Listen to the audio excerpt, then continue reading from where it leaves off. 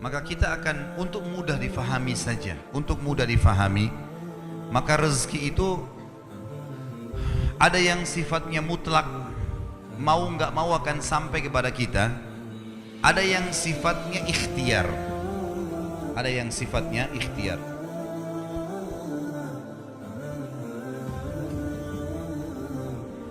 Kalau yang mutlak teman-teman sekalian, mau nggak mau datang kepada kita. Biarpun kita lagi duduk di rumah, maka rezeki itu akan datang. Seperti misal, mata kita sekarang menangkap cahaya, hidung kita menarik oksigen, telinga kita menangkap suara, energi di tubuh kita pada saat kita mau bergerak, kita mengeluarkan proses makanan yang habis akan dibuang, kotoran, tinja dan air seni, rezeki datang. Ada juga rezeki-rezeki yang lain selain daripada itu, seperti misalnya kita lagi duduk di rumah, tetangga antarin makanan, nggak pernah pesan, nggak pernah apa-apa, tiba-tiba dikasih. Orang tua kita banting tulang, begitu mereka meninggal kita dapat warisan, ya. Ada rezeki yang mutlak. Kita lagi masuk ke restoran, tiba-tiba ada teman juga masuk, dibayarin, ditraktir. Kita nggak pernah programin sebelumnya. Namanya mutlak, pasti sampai ke kita. Ini sesuai dengan hadis baginda Nabi SAW, tidak akan meninggal jiwa, tidak akan meninggal orang yang punya nyawa, kecuali akan dilengkapkan semua rezekinya. Ada orang subhanallah pas sudah tua sekali dapat warisan, tiba-tiba jadi kaya, ada saja. Ada orang bertahun-tahun sakit, sembuh di akhir hidupnya, kuasa Allah, rezekinya pasti sampai kepada dia. Ada hadis yang lain berbunyi, kalau seandainya seseorang di antara kalian, hadis sahih riwayat Imam Ahmad setahu saya, kata Nabi SAW, kalau seandainya seseorang di antara kalian lari dari rezekinya sebagaimana dia lari dari kematian, maka rezekinya akan datang kepadanya sebagaimana mati akan datang kepadanya. Itu maksudnya adalah mutlak, sampai kepada kita, mau nggak mau akan datang rezeki itu. Ada rezeki yang kedua teman-teman, namanya rezeki ikhtiar, berhubungan dengan ikhtiar kita. Jadi rezeki ikhtiar ini memang harus melalui usaha, upaya.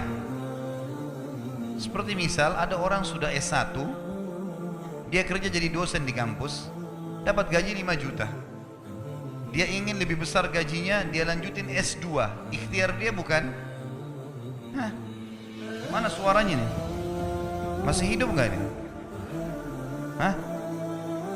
Kalau sore-sore begini ada yang tidur, ini aneh nih. Tapi kayaknya nggak ada yang ngantuk, masalah rezeki soalnya. Jadi kalau orang S1 dia mau lanjut S2, tujuannya supaya gajinya di kampus lebih tinggi. Ikhtiar dia bukan? Ikhtiar dia. Baik S2 gaji 10 juta, S3 ternyata 15 juta. Dia sekolah lagi S3 supaya gaji di kampus lebih tinggi lagi. Ikhtiar dia. Dia buka satu butik baju, kemudian dia mau kembangkan. Dia mau kembangkan, dia buka 5 cabang, 10 cabang, ikhtiar dia. Dia yang berikhtiar. Dia punya restoran, dia buka 10 cabang restoran, dia tinggal punya ilmunya saja selesai. Dia bisa kembangkan. Kalau saya sering gambarkan di pengajian saya, masalah rezeki ini adalah seperti pohon. Pohon buah, ada buah yang berjatuhan, ada buah yang bergelantungan. Buah yang berjatuhan ini itu adalah rezeki mutlak tadi. Artinya kita tidak usah capek-capek, upaya datang sendiri. Ya tadi oksigen yang kita hirup, cahaya ditangkap oleh mata, tadi ditraktir teman, dapat warisan orang tua dan seterusnya. Ada buah-buahan yang bergelantungan, kita harus punya fasilitas, galaka atau punya tangga untuk naik ke atas. Harus ada ikhtiarnya, baru bisa pungut tuh buahnya. Nah ini siapa saja boleh lakukan. Ingat, dalam masalah rezeki, kafir atau beriman sama-sama dikasih sama Allah. Jangan bilang, kenapa tetangga saya orang kafir itu bisa punya mobil mewah? Kuasa Allah. Siapa yang mau punya usaha, dia bisa dapatkan.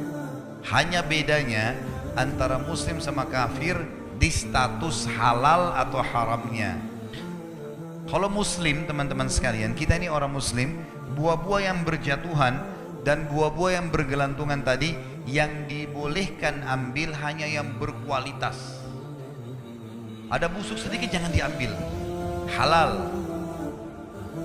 Sedikit busuk syubhat, bagus gak ya? Jangan diambil. Kalau orang kafir semua diambil, mau busuk mau enggak semuanya diambil. Kalau muslim tidak. Dan subhanallah, dalam masalah ini para ulama mengatakan seorang muslim mendapatkan keberkahannya. Nanti akan kita bahas masalah itu dalam kiat-kiat mempertahankan dan menjadikan rezeki supaya berkah. Jadi ini gambaran rezeki teman-teman sekalian. Dan supaya kita tidak menyangka buruk dengan Allah, harusnya seseorang di antara kita teman-teman sekalian, harusnya seseorang di antara kalian, ini wajib hukumnya, mengetahui bahwasanya kalau kita ingin mempertemukan tentang kondisi kita dengan kondisi orang lain, maksudnya kondisi orang non muslim misalnya, pertemukan yang sesuai, yang sepadan. Misal, tidak adil kalau saya seorang pegawai, gaji saya 1 juta misalnya atau 2 juta rupiah, saya pertemukan dengan tetangga saya yang seorang miliarder kafir, nggak bakal adil itu. Yang adil adalah pertemukan coba keadaan kita dengan kafir yang gajinya sama dengan kita. Nah baru kita tahu bagaimana berkahnya rezeki itu. Harus adil ya. Seperti kasus masalah kemarin di pilkada di Jakarta, saya juga bahasakan masalah itu. Tidak adil sekarang banyak orang non muslim ini mengatakan, atau orang-orang munafik dari kaum muslimin pura-pura Islam, dia bilang lebih baik pemimpin kafir yang tidak korupsi daripada pemimpin muslim yang korupsi. Ini tidak adil ini. Mestinya pertemukan begini, non muslim yang tidak korupsi dengan muslim yang tidak korupsi. Nah itu baru adil. Kafir yang koruptor dengan muslim yang koruptor, nah baru adil. Gak bisa dipertemukan antara ini dengan ini, tidak bisa. Tidak bisa kita pertemukan keadaan kita yang gaji 1 juta dengan tetangga non muslim yang 1 miliar gajinya atau pendapatannya. Gak adil namanya. Maka harus kita sesuaikan di sini ya. Harus kita sesuaikan supaya kita tidak sangka baik dan tidak sangka buruk dengan Allah Subhanahu wa taala. Ingat, Allah selalu dengan prasangkaan hamba-hambanya. Ini harus digarisbawahi teman-teman sekalian. Banyak kisah nyata berhubungan dengan masalah ini. Kalau kita menggantungkan nasib kita pada Allah, luar biasa. Ada seorang syekh, saya dengarkan ceramahnya, menarik sekali. Saya tidak tahu orang itu siapa, tapi cuplikannya saya dapatkan dari seorang teman dari Jeddah yang mengirimkan ke saya. Orang ini cerita, syekh ini menceritakan, cuplikannya ada di HP saya. Dia bilang, saya satu waktu pernah ke Mesir, dan di Mesir ini saya lagi dari satu daerah mau ke Kairo, dari Iskandaria satu kota mau ke Kairo. Itu saya tiba di Kairo mungkin sekitar jam 2 malam. Pesawat saya selepas subuh harus berangkat kembali ke Saudi. Dia bilang, saya telepon pengurus masjid, saya mungkin mau mampir di masjid yang saya ceramah kemarin di Kairo itu. Saya mau tinggal di sana mungkin 2 jam 3 jam istirahat. Nanti habis itu baru kemudian saya berangkat ke Saudi habis subuh. Dia bilang, saya masuk ke masjid tiba jam 2 malam, turun dari mobil, saya lihat masjid lampunya nyala semua nih. Kemudian setelah saya masuk masjid, saya temukan ada orang di mihrab, imam lagi sujud nangis-nangis. Luar biasa, tangisannya itu kalau orang dengar membuat orang yang dengar pun mau menangis. Jadi saking luar biasa dia merengeknya sama Allah dalam sujudnya. Kata syekh ini, saya pun sambil berdoa sama Allah, ya Allah kabulkan permintaannya orang ini, walaupun saya belum tahu apa yang diminta gitu. Dia bilang selesai dia sholat, saya dekati dia, saya bilang, Masya Allah, doa apa ini? Luar biasa ini. Doa yang diikuti dengan tangisan di sepertiga malam menjelang subuh. Allah turun ke langit bumi, dikabulkan nih. Dia bilang, demi Allah syekh. Karena syekh ini orang Arab biasanya panggil, bisa orang pintar, bisa orang kaya, bisa orang tua. Jadi kalau antum dipanggil syekh jangan bangga dulu ya. Karena banyak maknanya itu ya. Jadi dipanggil syekh, dia tidak tahu, biasa juga di Saudi begitu ya. Kalau ada orang kita tidak kenal dipanggil syekh, syekh sini syekh. Walaupun antum bukan syekh sebenarnya gitu. Ya. Maka dia bilang, demi Allah syekh. Dia tidak tahu kalau ini orang memang ulama gitu. Istri saya sekarang lagi dirawat di rumah sakit dan saya harus bayar 14.500 jenih atau ponnya Mesir. Saya harus bayar rumah sakit. Kalau enggak istri saya enggak bisa dioperasi. Ini sudah parah sekali. Kata syekhnya. Jadi gara-gara itu kau sujud sama Allah. Dia bilang iya. Lanjutkan nangis sama Allah.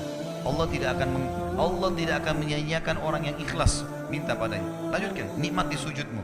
Pasti Allah akan berikan jalan keluar. Dia bilang iya baik. Orang itu dia bilang kembali lagi ke mihrab, nangis lagi. Sholat sujud sama Allah, ya Allah. Dan dalam doanya begitu. Ya Allah, istri saya mau dibayar besok rumah sakitnya. Jumlahnya sekian, saya tidak pegang uang satu jenih pun.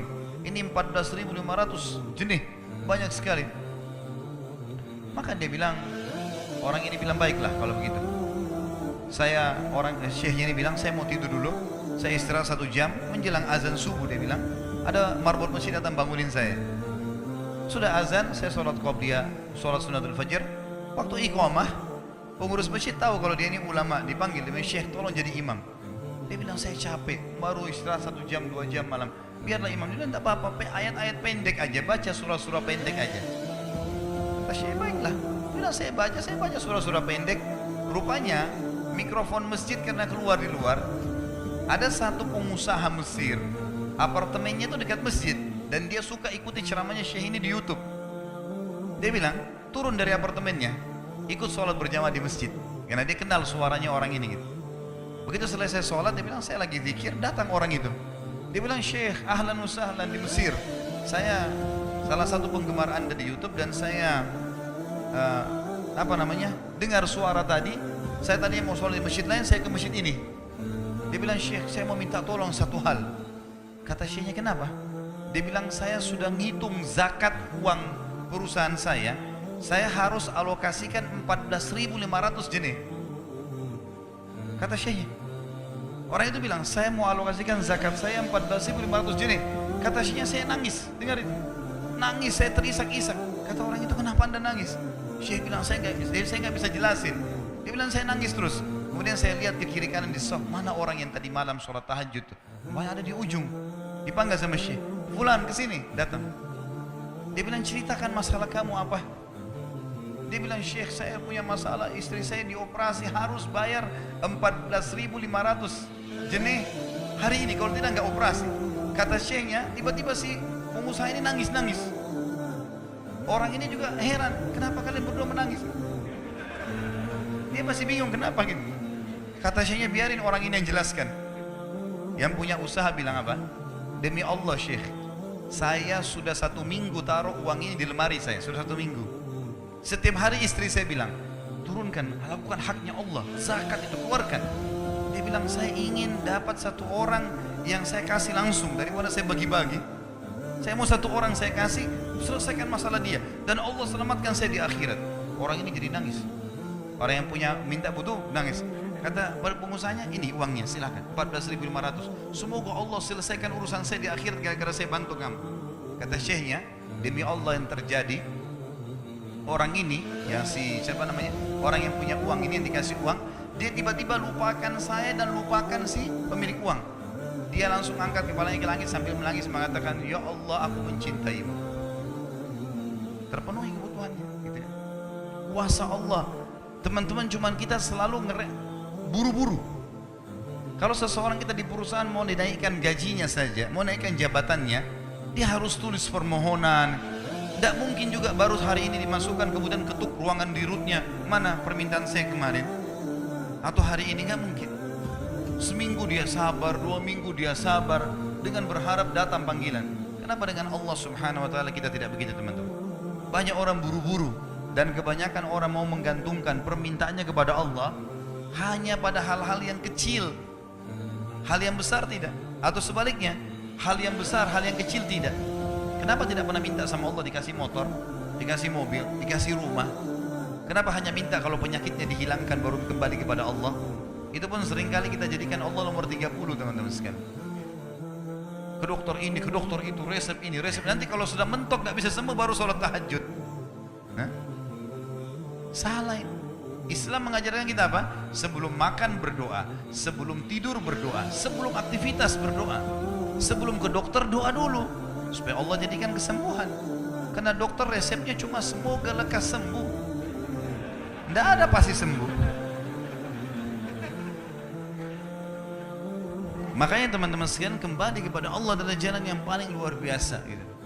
Coba merengek kepada Allah SWT, Allah pasti tidak akan pernah memungkiri janji-janjinya.